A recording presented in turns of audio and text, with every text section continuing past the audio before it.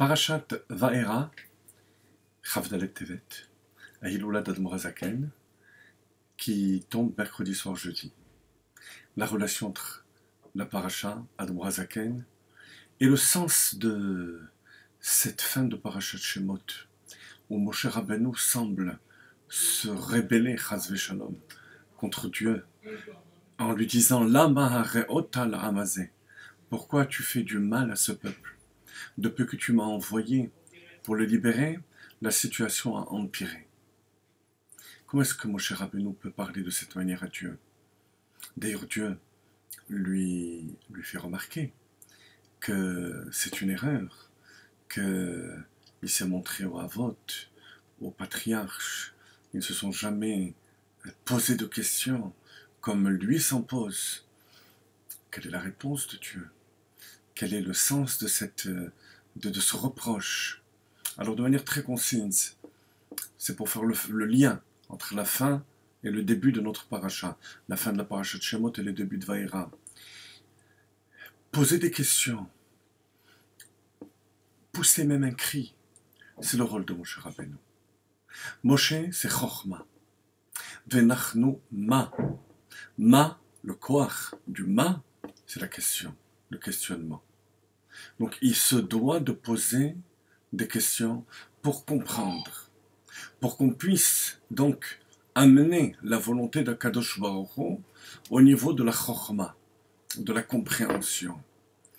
Malgré tout, le reproche de Dieu arrive. Et de cette manière. Même si ton rôle est de comprendre, il faut savoir que même au niveau du sechel, même au niveau de l'intellect, il faut qu'il y ait le bitoul et l'annulation qui s'expriment à travers la question. Et il faut donc les deux. Vous voyez que c'est très nuancé. Il faut en même temps la question et que la question provienne du bitoul, de l'annulation de l'homme vis-à-vis d'Akadosh Baruch. Mais à la suite de cela, à la suite du reproche, dans notre paracha, on assiste à la réponse de Dieu, à Moshe Rabbeinu. Alors, cette réponse peut se découper en deux étapes. Tout d'abord, Va'era. Je me suis montré. Et Rashi nous dit, El Ha'avot, au Père. Après, on a besoin de Rashi. Tout de suite après, le verset dit, El Avram, El Yitzhak, El Yaakov. Rashi veut dire par là que cette capacité de voir, on la possède depuis Avram, Yitzhak et Yaakov. Chaque juif est capable d'avoir une émouna et un bitachon et une confiance en Dieu absolue, qui lui évite de se révolter, malgré le questionnement. C'est très dur. La galoute, l'exil, est très dur. Le voilement de Dieu est très fort. Mais malgré tout, lorsqu'on voit la vérité, et chaque juif voit cette vérité de par cette neshama, de par sa neshama, alors il est capable de surmonter cette galoute. Voilà la réponse à ta question, mon cher Rabbeinu. Ensuite, pour faire descendre encore plus cette réponse au niveau de l'esprit, il lui dit qui s'est montré au Havot, au Shmi Hashem lo nodati lahem. Je ne leur ai pas fait connaître mon véritable nom. Yud Ke Vav Ke. Et là se situe la réponse. Tu te poses des questions, sache que cet exil, cette obscurité, est une préparation pour arriver au Shem HaEtzem.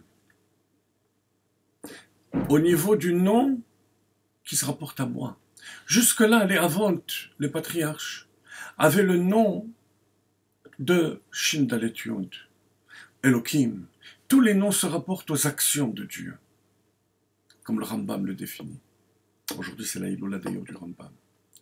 Le Shem HaEtzem, le nom qui se rapporte à moi, donc le dévoilement de l'essence de Dieu, ils ne l'ont pas eu.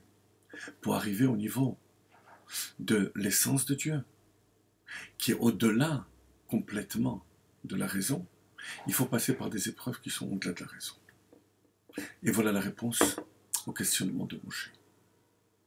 Lorsque le voilement, la galoute, se fait tellement fort, il faut savoir que ce qui nous attend après cette galoute, c'est une lumière qui dépasse complètement l'entendement.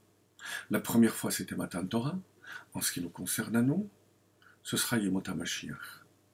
Et pour nous aussi, on doit passer par une galoute, un exil, et une obscurité, d'un certain point de vue encore plus tenace, puisque ça dure depuis 2000 ans, 10 fois plus que l'exil d'Égypte, pour arriver au dévoilement de Shem Havaya Dil Ela, le nom de Dieu qui se rapporte à l'essence de Dieu, mais cette fois-ci de manière absolue.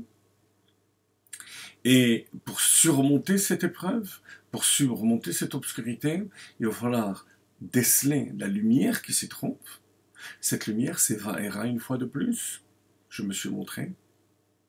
Va'era, qui est composé de lettres Or, Aleph. Or, Aleph. Lumière, Aleph Vavresh, et Aleph qui est le début du mot lumière, qui est la lumière cachée. La lumière dévoilée et la lumière cachée, qui ont été dévoilées par Admor HaZaken, qui ont été dévoilées par Rabbi Shneur Zalman, comme son nom l'indique, Shnei Or, les deux lumières. Donc, pour arriver à surmonter l'épreuve de la galoute, cette deuxième galoute, qui est cette dernière galoute par rapport à la galoute de Mitzrayim, il va falloir prendre la lumière cachée et la lumière dévoilée de Va'era et réveiller chez nous le bitachon, la confiance et la émouna absolue en Akadosh Baruch Hu, jusqu'à être capable de voir la présence de Dieu.